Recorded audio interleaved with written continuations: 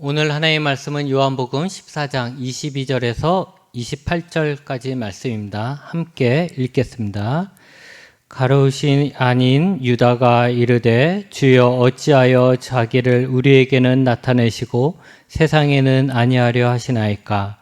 예수께서 대답하여 이르시되 사람이 나를 사랑하면 내 말을 지키리니 내 아버지께서 그를 사랑하실 것이요 우리가 그에게 가서 거처를 그와 함께 하리라. 나를 사랑하지 아니하는 자는 내 말을 지키지 아니하나니 너희가 듣는 말은 내 말이 아니요 나를 보내신 아버지의 말씀이니라. 내가 아직 너희와 함께 있어서 이 말을 너희에게 하였거니와 보혜사 곧 아버지께서 내 이름으로 보내실 성령 그가 너희에게 모든 것을 가르치고 내가 너희에게 말한 모든 것을 생각나게 하리라. 평안을 너희에게 끼치노니 곧 나의 평안을 너희에게 주노라. 내가 너희에게 주는 것은 세상이 주는 것과 같지 아니하니라. 너희는 마음에 근심하지도 말고 두려워하지도 말라. 내가 갔다가 너희에게로 온다 하는 말을 너희가 들었나니 나를 사랑하였더라면 내가 아버지께로 감을 기뻐하였으리니 아버지는 나보다 크심이니라. 아멘. 여러분은 예수님을 사랑하십니까? 예수님을 사랑하실 것입니다. 그런데 어떤 분은 예수님을 잘 믿고 예수님을 존경하고 예수님의 일에도 잘 참여하지만 사랑한다, 내가 예수님을 사랑한다 라는 생각은 못 해본 분들도 간혹 계실 겁니다. 특별히 어르신들, 특히 남자분들은 그렇게 사랑한다는 거의 표현이 참 어려운 것 같아요. 저도 생각해 보니까 제가 어렸을 때부터 신앙생활을 쭉 했지만 내가 하나님을 믿는다 라는 것은 장학생님께 얘기를 했었는데 하나님을 사랑한다, 하나님 앞에 하나님 사랑합니다 이렇게 말하는 데는 좀 오래 걸렸던 것 같아요. 그런 말하는 것 자체가 너무나도 부끄러웠고 그런 말 하나님을 사랑한다 이렇게 얘기한다는 게 어쩌면 좀 그 높은 분을 그 하나님을 내가 사랑한다고 말한다는 게 조금 이렇게 좀 불경스러워 보이기도 하고 이래서 그런 사랑한다, 예수님을 사랑한다 이런 말을 잘 못했던 것 같습니다. 그런데 여러분, 예수님을 믿는 우리가 예수님을 사랑하는 것은 매우 매우 중요합니다. 내가 예수님을 사랑해, 나는 예수님을 사랑해 이렇게 내가 사랑을 한다, 내 안에 예수님에 대한 사랑이 있다라는 것을 인식하고 그걸 고백하고 인정하는 것은 매우 매우 중요한 것이죠. 그리고 내가 하나님을 잘 믿어야지 이렇게 하는 것처럼 내가 예수님을 더 많이 사랑해야지 이렇게 말하는 거, 이거 중요한 것입니다. 왜냐? 예수님을 사랑하는 자에게만 주어지는 아주 중요한 권리, 특권이 있기 때문입니다. 오늘은 그 특권이 무엇인지 좀 알아보고 그 특권이 우리에게 왜 중요한지도 함께 나눠보려고 합니다. 먼저 우리가 사랑을 이야기할 때마다, 성경에서 특히 사랑을 이야기할 때마다 짚고 넘어가야 될 것은 뭐냐면 예수님을 사랑한다는 것이 단순한 감정을 이야기하는 것이 아니라는 거예요. 사랑은 물론 감정이죠. 내 마음 어디에서 움직이는 감정입니다. 하지만 예수님이 말씀하시는 사랑하라는 것은 감정적으로 사랑이 있느냐 없느냐를 따지는 것이 아니고 그 사랑을 실천하는 것을 말씀하시는 것입니다. 그러므로 지난주에도 우리가 말씀을 나눴지만 예수님이 말씀하시는 사랑은 눈에 보이지 않는 사랑이 아니라 눈에 보이는 거예요. 더 정확히 말하면 예수님이 말씀하시는 사랑은 눈으로 감출 수 없고 눈으로 보이는 그만큼 보이게 하는 그런 사랑의 단계를 이야기하시는 것입니다. 예수님은 오늘 말씀에 보니까 사람이 예수님을 사랑하면 어떻게 한다고 그랬어요?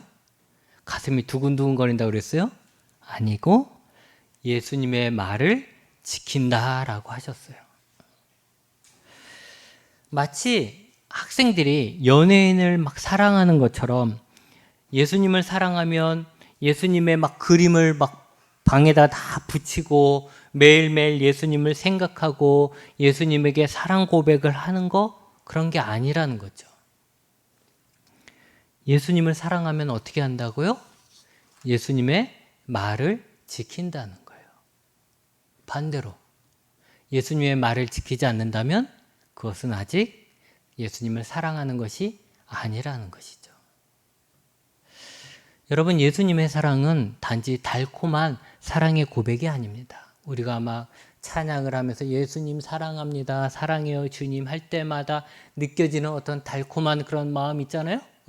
그런 사랑스러운 마음이 있잖아요. 근데 그것을 예수님은 충분하다라고 하지 않아요. 가슴이 설레는 기분 좋은 말은 그냥 나를 위한 거죠. 예수님 사랑합니다 고백할 때, 찬양할 때 내 가슴에 울컥거리는 건 그건 나의 만족이죠.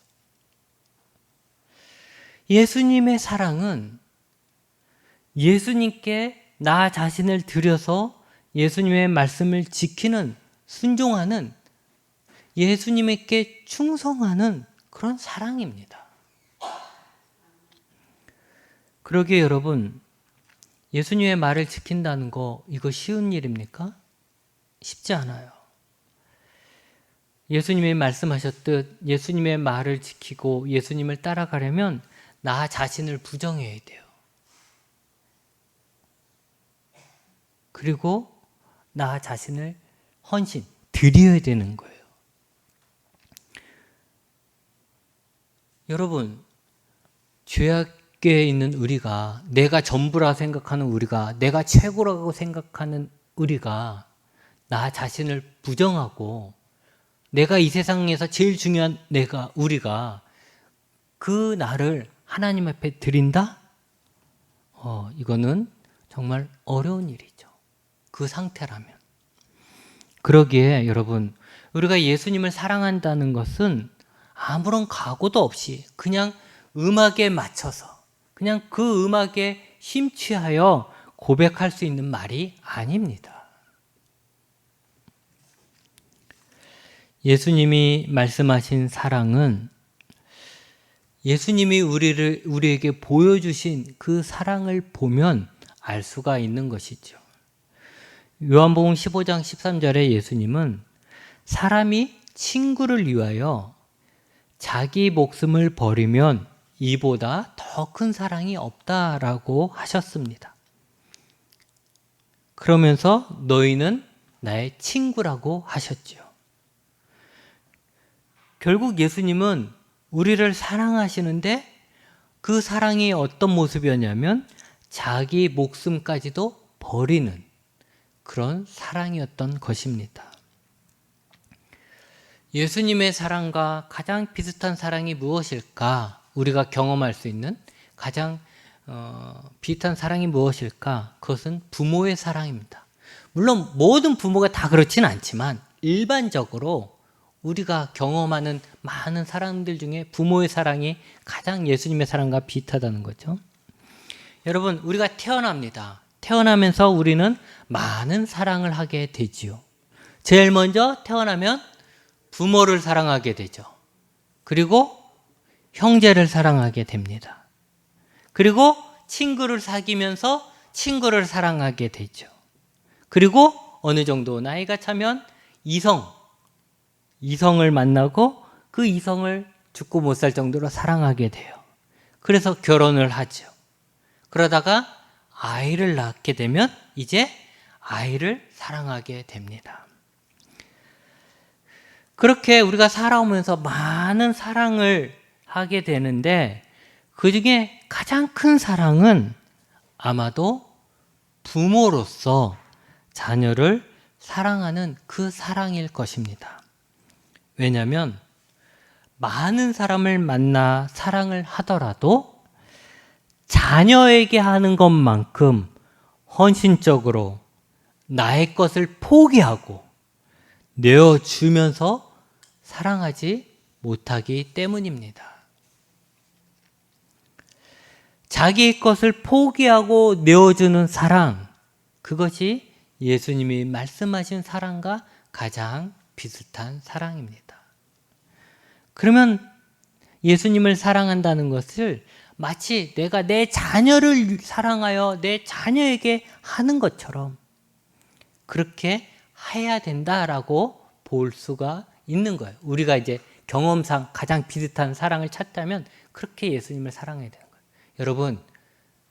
여러분이 여러분의 자녀를 위해서 지금까지 힘들게 뒷바라지하고 헌신하고 살아왔고 그만큼 사랑하는 것처럼 예수님을 사랑하십니까? 이런 거예요. 예수님은 그렇게 사랑해야 된다라고 말씀하시는 거죠. 고린도전서 13장, 우리가 사랑의 장이라고 잘 알고 있는 그 13장에는 사랑에 대해서 나오죠. 근데 거기에도 사랑은 뭐다? 라고 얘기하진 않아요. 단지 사랑이 어떤 모습인지, 사랑이 나타날 때, 내 안에 있는 사랑이 겉으로 나타날 때 어떤 모습인지에 대해 설명하고 있죠. 고린도전서 13장 4절에서 7절 말씀입니다. 함께 읽습니다. 사랑은 오래 참고, 사랑은 온유하며 시기하지 아니하며, 사랑은 자랑하지 아니하며, 교만하지 아니하며, 무례히 행하지 아니하며, 자기의 유익을 구하지 아니하며, 성내지 아니하며, 악한 것을 생각하지 아니하며, 불의를 기뻐하지 아니하며, 진리와 함께 기뻐하고, 모든 것을 참으며, 모든 것을 믿으며, 모든 것을 바라며, 모든 것을 견디느니라. 참고, 견디고, 바라고, 내가 아닌 남을 먼저 생각하고 행동하는 거, 이거 쉬울까요? 어렵습니다. 그런데 사랑은 이 어려운 것을 하게 만든다는 것이죠. 여러분, 제가 이 말씀을 보면서 내가 누구를 이렇게 오래 참고, 내가 지금까지 누구에게 이렇게 온유하고 시기하자고 이렇게 쭉 말씀을 보고 참고 믿고 바라고 견뎠는가 생각해 보니까 가장 내가 그나마 제가 실천한 것 중에서, 사랑하는 자들 중에서 가장 그나마 비슷한 거, 이만큼 하지 못했지만 비슷한 것은 자녀에게 하는 거구나라는 것을 느끼게 되는 거예요. 여러분들도 마찬가지죠? 이렇게 참고 믿고 바라고 포기하지 않고 견디는 거, 그게 자녀에 대한 사랑이잖아요. 그러니까 사랑은 이 힘든 것을 하게 만든다는 거죠. 예수님을 사랑한다는 거 쉬운 거 아닙니다. 예수님을 사랑한다라고 말하는 것은 쉬울 수도 있습니다. 하지만 예수님을 사랑하는 삶을 사는 거 어려운 것입니다. 예수님의 말씀을 따라가는 것, 예수님을 내 삶의 우선순위로 두는 것, 예수님 때문에 나의 것을 포기하고 예수님 때문에 핍박을 인내하는 것, 예수님을 끝까지 따라가고 바라고 견디는 거 힘든 일입니다. 하지만 그 힘든 것이 가능한 것 또한 사랑하기 때문입니다. 여러분, 우리는 예수님을 사랑합니다 라고 말할 때 감정적인 좋아하는 마음이 아니라 예수님을 위해 헌신해도, 예수님 때문에 손해봐도 원망하지 않고 끝까지 따라가고 또 바라고 견딜 수 있는 각오와 결단을 가지고 고백해야 하고, 그것이 고백에서 끝나는 것이 아니라 내 삶의 충성으로 나타나야 합니다. 그게 예수님이 말씀하신 사랑이라는 거죠. 만약에 예수님을 사랑한다라고 고백은 하고 그런 어떤 감정도 있지만 바쁘다는 이유로, 힘들다는 이유로, 자신의 꿈을 찾는다는 이유로 예수님의 말씀을 따르지 않고 자기 마음대로 살고 예수님을 뒤로 미루고 하는 것이 쉽다면 그건 예수님을 사랑하는 것이 아닙니다. 예수님의 말씀을 따르는 것이 힘들고 그래서 불평하고 짜증내고 원망하는 거, 그게 사랑이 아니라는 것이죠. 예수님은 분명히 말합니다. 함께 읽습니다. 나더러 주여 주여 하는 자마다 다 천국에 들어갈 것이 아니요 다만 하늘에 계신 내 아버지의 뜻대로 행하는 자라야 들어가리라. 네. 예수님은 믿음도 사랑도 입술의 고백으로 본다는 게 아니라 무엇으로 본다고요? 그 사람의 열매로 판단하시는 거예요. 네 안에 믿음이 있느냐? 그러면 그 믿음에 따른 삶의 열매를 보여라 이거죠. 네 마음에 사랑이 있느냐? 그러면 그 사랑으로 네가 사는 그 삶의 열매를 보여라라는 거예요. 여러분, 우리 안에 예수님의 사랑이 왜 없겠습니까? 지금까지 우리가 예수님과 함께한 세월이 있는데, 우리가 예수님을 믿어온 세월이 있는데 우리 안에 왜 예수님에 대한 사랑이 없겠어요? 그런데 그 사랑의 크기가 그냥 찬양할 때 울컥하는 그 정도의 고백이 아니고, 그냥 기도할 때 울컥하는 그런 고백이 아니고, 그냥 예수님의 말씀을 들었을 때 어떤 은혜로운 이야기를 들었을 때 울컥하는 그 정도의 고백이 아니고, 예수님에 대한 사랑의 크기가 예수님의 말씀을 따르고 순종할 만큼 커져야 하는 것입니다. 예수님을 위해 손해보고 예수님을 위해 헌신할 수 있을 만큼 그 사랑이 커져야 합니다. 결국 예수님을 사랑하는 우리의 사랑이 얼마만큼? 예수님 위해 살고 예수님을 위해 죽을 만큼 커져야 한다라는 것입니다. 여러분, 우리가 예수님을 그만큼 사랑하면 오히려 예수님을 사랑하며 사는 것이 쉽습니다. 문제는 우리의 사랑이 그만큼 크지 않기 때문에 그래요. 예수님에게 헌신할 만큼, 예수님의 말씀을 듣고 따라갈 만큼, 나 자신을 부인할 만큼 예수님에 대한 사랑이 있는데 그만큼은 크지 않기 때문에 신앙생활하는 게 너무 어려운 거예요. 하지만 예수님의 말씀을 따라갈 만큼 예수님을 향한 사랑이 커져 버리면 오히려 신앙생활하는 건 참 쉽다는 거죠. 왜냐하면 예수님이 예수님을 사랑하며 예수님의 말씀을 지키는 자를 가만두지 않기 때문에 그래요. 혼자 두지 않기 때문에 그래요. 예수님은 분명 오늘 말씀 속에 약속하셨죠. 예수님을 사랑하며 예수님의 말씀을 지키는 자들. 그에게 한 약속은 뭐냐면 먼저 성부 하나님께서 그를 사랑하실 거라는 거예요. 하나님이 그를 사랑한다는 거죠. 또 예수님뿐만이 아니라 성부 하나님께서도 그에게 가서, 예수님을 사랑하는 그에게 가서 그와 함께 거하신다는 거예요. 여러분, 우리가 예수님을 사랑할 때 예수님에게만 막 퍼주는 그런 외로운 사랑이 아니고 하나님의 사랑이 우리에게 부어지는 그런 사랑입니다. 여러분, 마중물이라고 아시죠? 지금은 그거 보기 힘들지만 옛날에 지금처럼 수도가 막 이렇게 없었을 때, 지하수를 끌었을 때, 그때 그 지하수 물을 끌어쓰기 위해서 수동 펌프를 썼잖아요.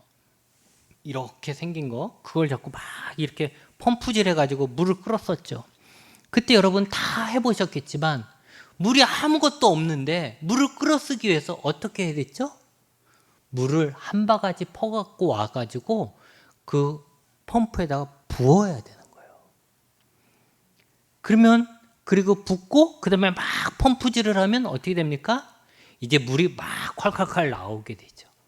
그 물을 끌어오기 위해서 붓는 그 한 바가지의 물을 마중물이라고 하는 거죠. 여러분, 우리가 한 바가지의 사랑을 하나님께 드리면 하나님의 사랑은 그보다 훨씬 더 많이 우리에게 부어지는 거예요. 그렇기 때문에 결국 우리가 하나님과 우리의 사랑은 내가 드린 그 사랑만큼의 양이 아니라 그 사랑으로 인하여 하나님이 부어주시는 하나님의 사랑이 더 크기 때문에 하나님과 우리의 사랑은 엄청나게 커지는 거죠. 그래서 그 사랑이 커질수록 우리는 더 하나님 앞에 큰 순종을 할 수 있는 것입니다.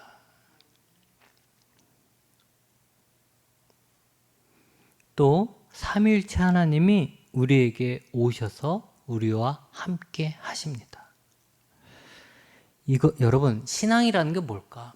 신앙이라는 것은 어떤 고전을 배우는 게 아닙니다. 2000년대에 쓰여져 있던 어떤 유명한 선생님의 글을 배우는 게 아니에요. 우리가 공자왈, 맹자왈 하는 게 아니잖아요. 옛날 훌륭한 사람의 가르침을 배우는 거, 이게 신앙이 아닙니다. 그건 그냥 공부죠. 신앙이란 것은 살아계신 하나님과 우리가 함께 하는 것입니다. 여러분, 이거 참 중요한 거예요. 신앙은 내가 성경을 공부하는 게 신앙이 아니에요. 살아계신 하나님과 함께 하는 게 신앙인 거죠. 우리는 신앙생활하는 것을 교회 다닌다라는 말로 표현하죠. 나 교회 다녀. 이걸로 나 신앙생활해. 이것을 표현하는데, 우리가 신앙생활하며 지키는 모든 행위들, 뭐 교회를 다니고, 뭐 헌금을 하고, 뭐 예배를 드리고, 이렇게 하는 행위들은 결국 하나님이 우리와 함께 하시기 때문에 의미가 있는 거예요. 여러분, 이 시간에 왜 여러분이 이곳에 모였습니까? 이곳에 하나님이 함께 하시기 때문에 모이는 거지, 만약에 하나님이 함께 하시지 않는다 라면 우리가 굳이 여기에 모이는 이유가 없는 거죠. 그러니까 우리가 하는 모든 신앙의 행위들은 결국 하나님이 함께 하시기 때문에 하는 거예요. 그래서 신앙생활이라는 거, 결국 그것은 교회를 다니는 것이 아니라 살아계신 하나님과 함께 하는 것, 그게 신앙생활입니다. 그런데 여러분, 옛말에 가랑비에 옷 젖는다라는 말이 있잖아요. 우리의 신앙도 마찬가지예요. 우리의 신앙이 변절되는 것은 어떤 커다란 어려움이 올 때만이 아닙니다. 오히려 갑자기 어려운 일이 생기면 더 하나님을 붙들게 되고 더 하나님을 찾게 되죠. 우리 신앙에서 정말 위험한 것은 하나님과의 단절이 익숙해지는 거예요. 하나님이 나와 함께 하는 게 신앙인데, 하나님과 내가 함께 하지 않아도 신앙생활을 할 수 있다라고 하고 그 신앙생활을 유지하는 게 위험한 것이죠. 하나님을 사랑하지 않아도 하나님의 사랑을 알지도 못하는 것이 지속되고 습관이 되어버리고 마는 것이죠.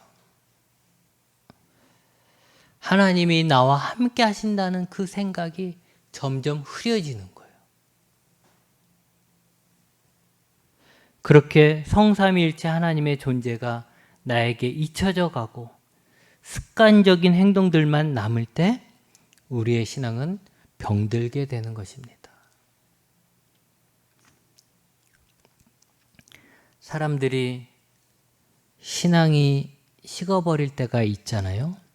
예전만 못하다라는 것을 스스로 느낄 때가 있습니다. 그럴 때 스스로에게 한번 질문해 보세요. 나는 예전만큼 하나님 성경을 묵상하거나 기도를 하고 있는가? 대부분은 말씀을 멀리하고 기도를 멀리하게 됨으로써 신앙이 약해지는 거예요. 말씀을 묵상하고 기도하는 게 왜 중요하냐? 그 자체가 내가 하나님의 말씀을 듣는 거, 내가 하나님의 말씀을 기억하는 거, 내가 하나님 말씀을 읊조리는 거, 또 내가 하나님 앞에 기도하는 것 그 자체가 나와 함께 하시는 하나님과 교제하는 것이기 때문에 그게 중요한 거예요. 우리가 아무리 친한 사람이 있다 하더라도, 죽고 못 사는 사람이 있다 할지라도 그 사람하고 자주 만나지 않고 서로 이야기를 나누지 않으면 어떻게 됩니까? 멀어지는 거예요. 그것처럼 우리가 하나님과 죽고 못 사는 그런 뜨거운 사랑을 나눴다 할지라도 우리가 지금 하나님과 교제를 하지 않으면 하나님과 멀어질 수밖에 없는 것이죠. 하나님과 멀어지니 예전과 같은 열심을 낼 수도 없고 예전과 같은 기쁨이 없는 것입니다. 혹 어느 순간 내가 하나님이 나와 함께 하신다는 것을 알지 못하거나 느껴지지 않는다면, 내가 예수님의 말씀에 순종할 만큼 예수님을 사랑하고 있는지, 또 그만큼 예수님하고 친밀한지를 점검해 봐야 합니다. 여러분, 예수님은 2000년 전에 이 땅에 오신 분이고 이 땅에 33년밖에 안 계신 분입니다. 그 정도면 여러분 우리하고는 완전히 남남 아닙니까? 2000년 전에 우리의 조상도 모르는데 2000년 전에 저기 이스라엘이라는 땅에 살았던, 그것도 오래 산 것도 아니고 33살까지밖에 살지 않았던 그 예수라는 분, 우리가 어떻게 알겠습니까? 그분이 어떤 분인지 상상이나 할 수 있겠습니까? 상상도 할 수 없어요. 100년 전에 우리 조상도 모르는데. 그렇게 완전 모르는 예수님을 사랑하고 순종하고 섬기면서 살 수 있다? 그게 어떻게 가능할까요? 알지도 못하는데, 상상도 안 되는데. 예수님은 2000년 전에 이 땅에 오셨지만, 그리고 33살에 죽으셨지만 어떻게 되셨어요? 다시 살아나셨죠. 그래서 2000년이 지난 지금도 살아계시죠. 거기다가 예수님을 사랑하는 우리에게 어떻게 하신다고요? 오시는 거죠. 그리고 우리와 함께 사시는 거죠. 그러기 때문에 2000년 전에 살았던 예수님을 우리가 지금 사랑하고 있을 수 있는 거예요. 여러분, 우리가 지금 만나는 예수님, 우리가 지금 고백하는 예수님, 우리가 지금 섬기는 예수님은 2000년 전에 살았던 그 예수님, 2000년에 사라진, 죽은 그 예수님이 아니라 지금 살아계신 예수님, 지금 나와 함께 하시는 예수님이라는 거예요. 우리는 역사책 속에서 예수님을 발견해서 그 예수님 참 훌륭한 분이다, 내가 이런 예수님을 존경하고 따라야지, 이렇게 하는 게 아니라는 거죠. 우리는 임진왜란은 때 살았던 이순신 장군을 지금 사랑하는 게 아니에요.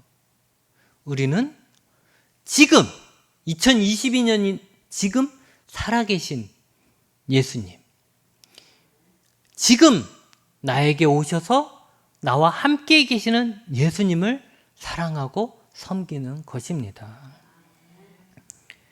여러분, 다시 한번 얘기하지만 2000년 전 제자들과 함께 예수님이 계셨던 것처럼 오늘 우리에게도 예수님이 함께 계신 것입니다. 여러분, 하나님과 예수님과 성령님이 먼 과거의 존재들이 아닙니다. 그때 계셨죠. 그리고 지금도 계십니다. 그때 이스라엘과 함께 하셨던 것처럼 지금 우리 교회와도 함께 하십니다. 예수님이 우리와 함께 하신다, 이것은 비유가 아닙니다. 실제로 삼위일체 하나님이 우리 존재 안에 계시는 것이죠. 단지 그 예수님의 존재가 우리의 오감으로 느껴지지 않는 것뿐이에요. 눈으로 보거나 만져지거나 귀로 들리거나 냄새를 맡거나 할 수 없는 것뿐이지, 예수님은 우리와 지금 함께 하시는 것입니다. 여러분, 삼위일체 하나님은 시간에 따라 존재했다가 사라지는 분이 아닙니다. 하나님은 시간을 만드신 분이에요. 시간에 구속되는 분, 우리는 시간에 구속되지만 하나님은 시간을 만드셨기 때문에 시간에 구속되지 않는 거예요. 오히려 하나님의 존재감은 우리가 예수님을 사랑하는가 사랑하지 않는가에 있는 거죠. 유다가 얘기하잖아요. 왜 예수님은 우리에게만 나타나십니까? 세상에도 좀 나타나십시오 하잖아요. 근데 그때 예수님은 뭐라고 하셔요? 예수님은 누구에게 나타난다고요? 예수님을 사랑하고 예수님 앞에 순종하는 사람에게 나를 나타난다는 거예요. 세상에 왜 안 나타나십니까? 라고 하는 질문에 답은 뭐예요?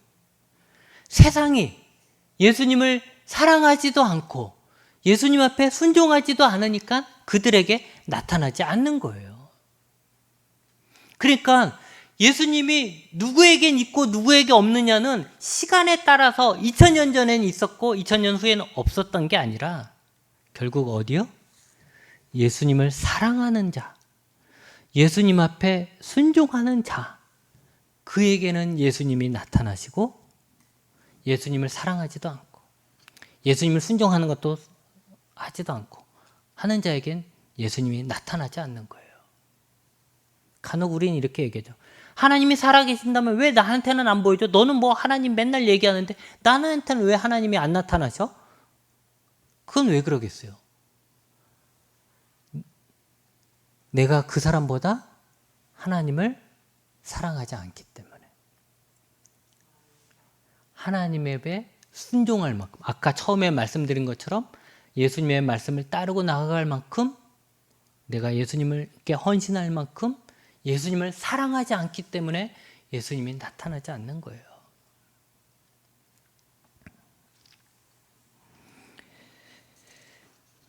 예수님은 분명히 나를 사랑하면, 그래서 내 말을 지키면 우리가 성부 하나님과 성자 예수님이 그에게 가서 거처를 그와 함께 한다라고 하셨습니다. 우리가 아무리 예수님과 동시대에 살았어도 2000년 전에 살았어도 예수님을 사랑하지 않으면 그 안에 예수님은 안 계시는 거예요. 아무리 수천 년이 지나 세상이 변했다 하더라도 우리가 예수님을 사랑하면 예수님과 하나님과 성령님은 우리 안에 함께 하시는 것입니다. 예수님을 따랐던 제자들은 예수님과 헤어질 것을 두려워했습니다. 예수님과 헤어진다는 것은 더 이상 예수님을 만날 수 없다는 것이고 예수님이 걸었던 모든 기대가 물거품이 되는 것처럼 생각되었기 때문이죠. 그래서 그들은 실제로 예수님이 잡혔을 때 어떻게 했습니까? 뿔뿔이 흩어졌습니다. 도망갔어요. 그러나 예수님은 그들에게 헤어짐이 아니다 라고 말씀하십니다. 예수님은 다시 오신다라고 하셨죠. 그리고 예수님을 사랑하는 자들에게 예수님만이 아니라 성부 하나님도 함께 오신다, 계신다라고 하셨습니다. 거기서 끝나지 않았어요. 성부 하나님은 성령 하나님도 보내주신다까지 했어요. 그 성령 하나님은 제자들에게 예수님의 가르침을 기억나게 하시고 깨닫게 해주신다라고 하셨습니다. 그러니 제자들은 예수님이 눈에 보이지 않는다고 두려워하거나 근심할 필요가 없는 것입니다. 눈에 보이지 않을 뿐 삼위일체 하나님이 함께 하시기 때문에 그런 것이죠. 오히려 지금까지는 예수님이 함께 했지만 이제는 성부 하나님, 성자 예수님, 성령 하나님이 함께 하신다는 거예요. 그러니 더 기뻐해야 될 일이라는 거죠. 여러분, 우리도 마찬가지입니다. 우리는 가도 하나님과 대화를 나누는 아브라함을 부러워합니다. 또 예수님과 함께 다닌 제자들을 부러워합니다. 그런데 우리가 예수님을 사랑하면 아브라함과 대화하셨던 하나님, 제자들과 함께 계셨던 예수님, 거기다가 하나님이 보내주신 성령님까지 우리와 함께 계십니다. 하나님이 우리와 함께 하신다는 증거가 뭘까요? 만약 예수님이 함께 하지 않았다면 예수님의 제자들은 예수님이 죽으셨을 때 다 흩어지고 사라졌을 것입니다. 하지만 그들은 다시 뭉쳤고 끝까지 예수님의 제자로서의 삶을 살았고 예수님을 증거했죠. 교회는 그 많은 핍박을 받으면서 2000년 동안 존재했을 뿐만 아니라 널리 전파되었어요. 이것이 하나님과 함께 하셨다라는 설명 말고 어떻게 설명이 되겠습니까? 나의 믿음, 나의 순종, 나의 헌신이 나의 의지로, 나의 노력으로 됩니까? 자신들의 노력만을 믿고 신앙생활하는 사람들 다 실패합니다. 처음에는 내가 교회 좀 다녀봐야지 해서 노력을 해요. 하지만 그 노력만 있다면 결국 그 사람은 중도하차하고 말아요. 우리의 사랑은 하나님의 사랑을 불러오는 작은 마중물일 뿐이에요. 우리의 노력과 다짐이 우리가 하나님의 자녀로서 이 세상에 존재하게 만드는 게 아니고 성부, 성자, 성령 하나님의 사랑과 그 하나님이 우리와 오늘도 함께 하시기 때문에 우리가 하나님을 믿는 자로서 오늘도 존재할 수 있는 것입니다. 여러분, 하나님을 믿지 않는 세상을 보며 두려워하지 마십시오. 하나님을 믿지 않는 세상에서 만족과 평안을 찾으려 하지 마십시오. 그들에겐 하나님이 없습니다. 그들에겐 예수님도 성령님도 없습니다. 하지만 우리에겐 하나님이 함께 하십니다. 우리에겐 예수님이 주시는 평안이 있습니다. 마치 아브라함이 하나님과 교제했던 것처럼 예수님의 제자들이 예수님과 교제하였던 것처럼 우리도 우리와 함께 계시는 성부, 성자, 성령 하나님과 함께 하는 것입니다. 여러분, 혼자 가지 마십시오. 여러분은 혼자가 아닙니다. 기도하시겠습니다.